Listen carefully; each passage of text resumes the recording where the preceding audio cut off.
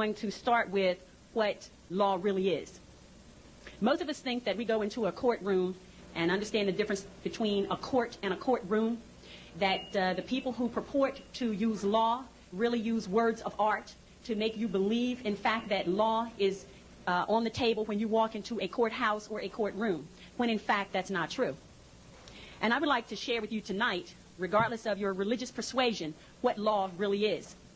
Law, and as Muslims would say, all law, is A-L-L space L-A-W, all law, all law. So for anyone who's of a Christian persuasion, don't be misled, and when you hear the term all law is God, all right? That is also what we would say in lawful terms a misnomer. Allah is not God. God has no capacity and no standing to all law, because God means governmental ordinance departments. There is no comparison. Now, who can use law? Law can only be used by people who are in their sovereign capacity. And as I will share with you tonight, the majority of the people in the world, and I'm not going to get into all of the details about that, but the majority of the people in the world, 99% of them live in slavery today. So in 1863, via the Emancipation Proclamation, and I challenge you to go look in a law dictionary and look up the definition of emancipation and proclamation, and you will see that a proclamation is not a law. A proclamation is a public announcement by elected officials. It is not a law. So the Emancipation Proclamation of 1863 did not set any slaves free. What it did was standardize slavery, the United States being the model for the standardization of slavery, that all of the other nations around the world, as they reduced their people from their sovereign capacity and forced them to join nation states, then they were able to issue statute, codes, ordinances, resolutions on them. And a statute, as in a state statute of the Commonwealth of Pennsylvania, is not a law. It is corporate policy of the corporation that calls itself the Commonwealth of Pennsylvania Incorporated. All right? Now, a code is not a law. The United States codes, the code of the laws of the United States of America that are used in federal court and the Supreme Court, are not law. They are what they say they are. They are codes, ordinances, and resolutions of a municipality of the City of Philadelphia, which is a private, non-profit corporation that calls itself the City of Philadelphia. An ordinance and a resolution, as in parking ordinances, they are not law. They are what they say they are. They are ordinances and they are resolutions. All right?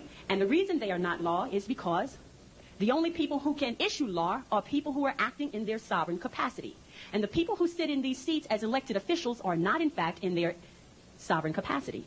They are in a corporate ward status, meaning that they are wards of the state. They are members of the corporation, which is a nonprofit, that calls itself the Commonwealth of Pennsylvania.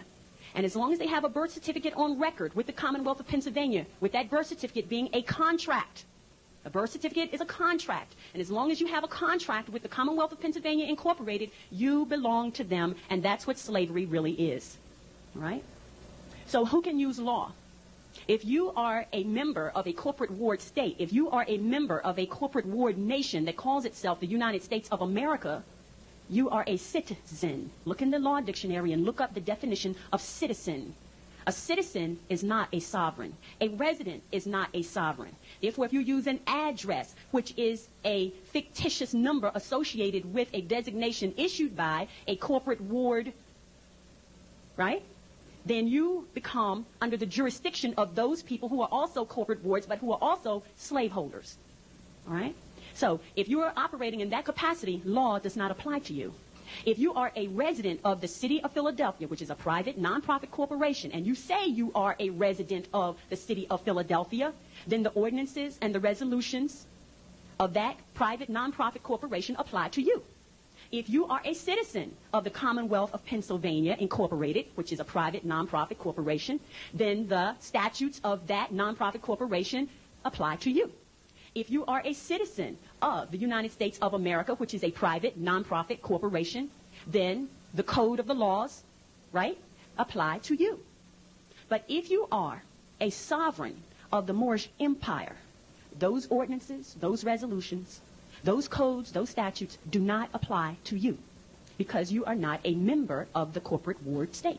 It's as simple as that. And they understand the difference. This is why on their documents, they use words of art. They use the word label. They use the word person. They use the word address.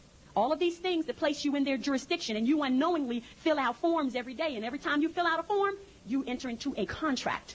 I don't care what kind of form it is. It's a contract. A driver's license application is a contract. A Social Security application is a contract. When you call up the telephone company and you make a verbal contract over the telephone, this is why they can bill you. When you sign a deed, it is a contract. When you fill out a voter registration form, it is a contract. Does everybody understand that? Don't ever think anything that you put your signature on becomes a contract. All right? Now, the fact that you are not in your sovereign status means that you make a contract as a minor. They don't care. They know you are a minor because, and to be other than a minor,